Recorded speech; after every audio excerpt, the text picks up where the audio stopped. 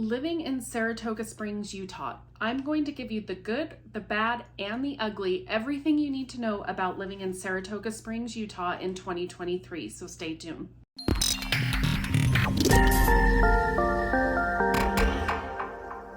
So Saratoga Springs has become a very popular place for people to consider moving when they look at moving to Utah or moving to the greater Salt Lake City area.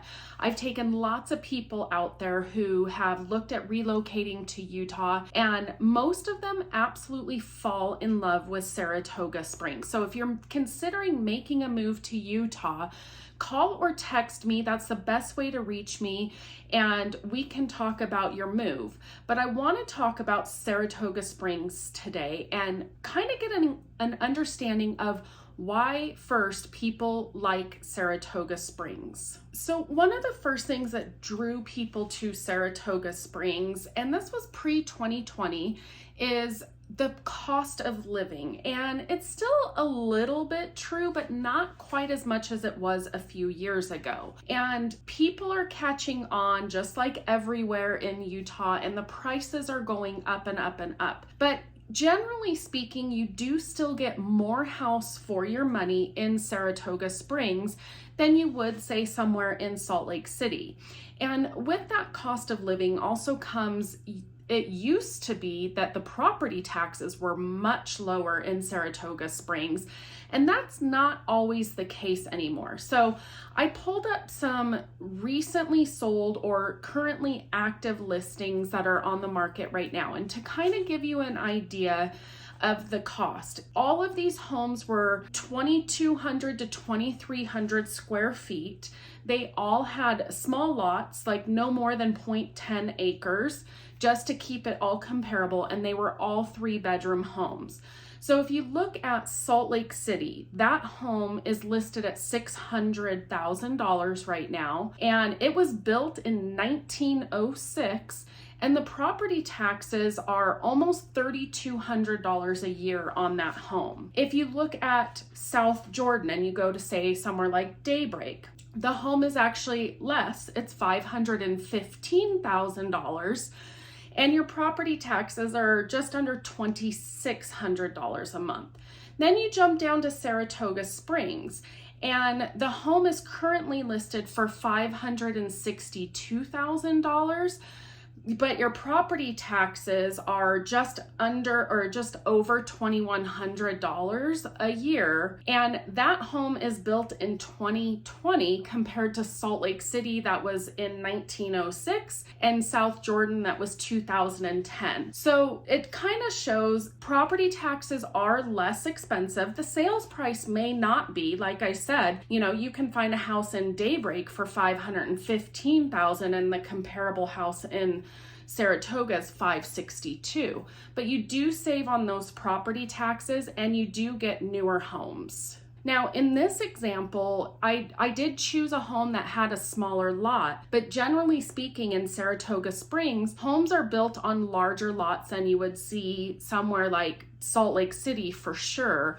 And then even some of those surrounding areas, the lots tend to be smaller in Salt Lake County if it's a newer property, just because there's not much real estate left in Salt Lake County. But going down to Saratoga Springs, you can find larger lot homes. Always the first thing somebody says to me going to Saratoga Springs is the wow factor of the views. Having that view of Utah Lake and having the view of the mountains around you always just knocks people off their feet. So there's really nowhere else around in the area that you can live and have those amazing lake views with the mountain views that you get in Saratoga Springs. And it's always been known as kind of a quieter community because it is a little bit further out. It is now more populated, and I will get to what the population is and all of that, but it's always been known to be kind of a quieter community, a little more tight-knit.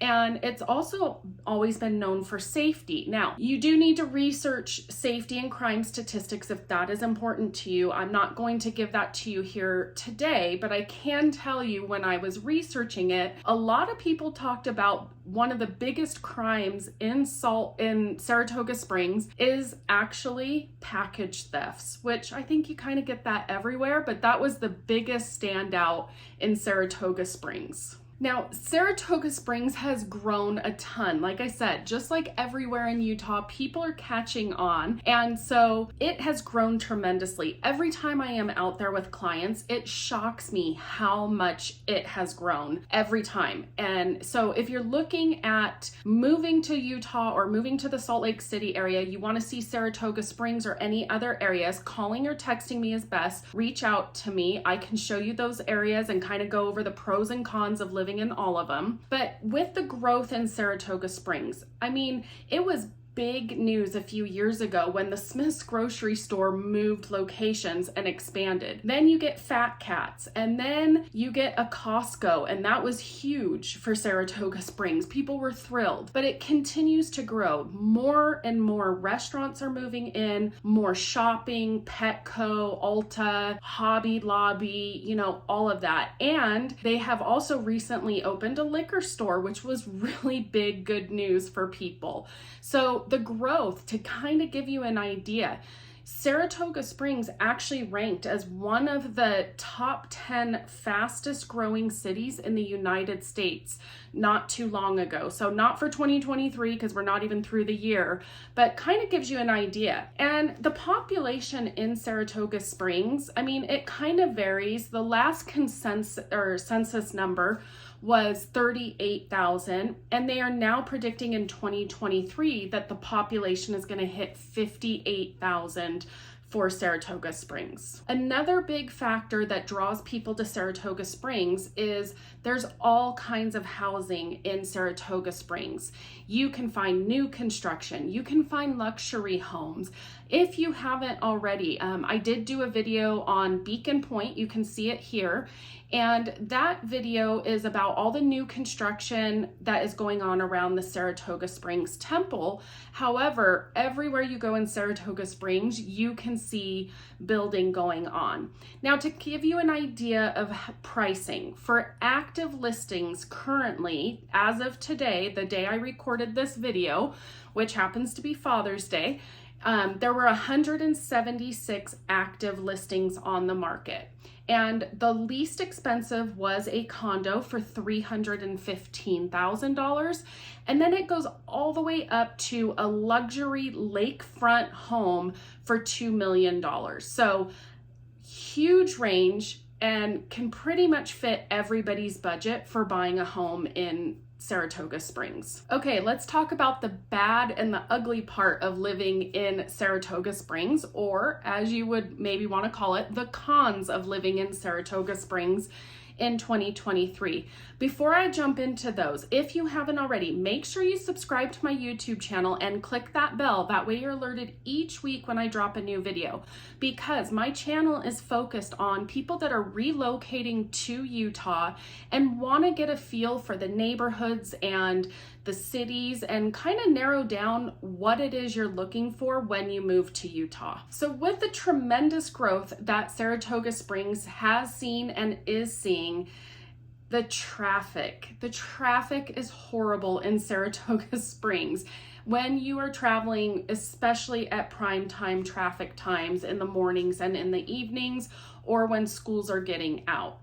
Redwood Road is the only way to get in and out of Saratoga Springs going north to south. And to give you an idea, there are 2 lanes each direction when you're going on Redwood Road. And you're talking about, like I said, the population in Saratoga Springs hitting 60,000 almost this year. That's a lot of traffic on one road. So, and there's really nothing you can do because Saratoga Springs is right between the lake and the mountain, so it is what it is. So just be aware, traffic and the infrastructure going north to south is not so fun. Saratoga Springs has a shooting range outdoor on the mountain that is just west of Saratoga Springs or west of Redwood Road. and it kind of lines up right with those mountains. So if you're a jumpy person like I am, hearing gunshots may not be the best thing for you. Unfortunately, if you suffer from PTSD or something like that, it may not be the best place for you to be hearing those gunshots if you live close to the shooting range. Now, more than just that is the risk of fire being on that mountain. And it seems like every single year somebody starts a fire from the shooting range. Not every year, not always big, huge fires, but it does happen. So if you want to stay away from that mountain and that risk of fire close to your property, then you would want to go more on the north side of Saratoga Springs or more east towards the lake. Okay, speaking of the lake, it can smell down there.